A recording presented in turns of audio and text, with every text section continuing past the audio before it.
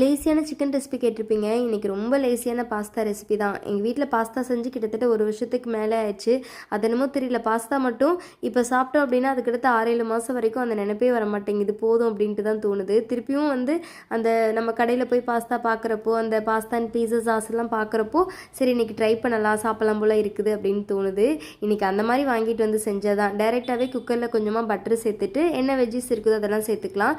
கொஞ்சமாக இஞ்சி பூண்டு பேஸ்ட்டு போட்டு பாஸ்தாவையும் நம்ம போட்டு வதக்கிட்டு, அதுக்கப்புறம் உப்பு, மஞ்சத்தூள், காரத்துக்கு கொஞ்சமாக ரெட் சில்லி பவுடர் போட்டுக்கலாம். நான் இன்றைக்கி பீஸா அண்ட் பாஸ்தா சாஸ் இருக்கு இல்லையா, அது வாங்கிட்டு கொஞ்சமாக இது கூட சேர்த்துனேன், அந்த ஃப்ளேவர்லாம் கிடைக்கணும் அப்படிங்கிறதுக்காக.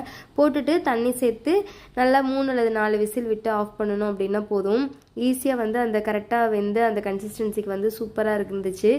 மேகி கூட அப்பப்போ ட்ரை பண்ணுற மாதிரி இருக்குது. இந்த பாஸ்தா அந்தளவுக்கு ஹெல்தி இல்லை அப்படிங்கிறதுனால போதும், வருஷத்தில் 1 டைம் 2 டைம் சாப்பிட்டாவே போதும் அப்படின்னு தான் ஃபீல் ஆச்சு. நெக்ஸ்ட் வேறு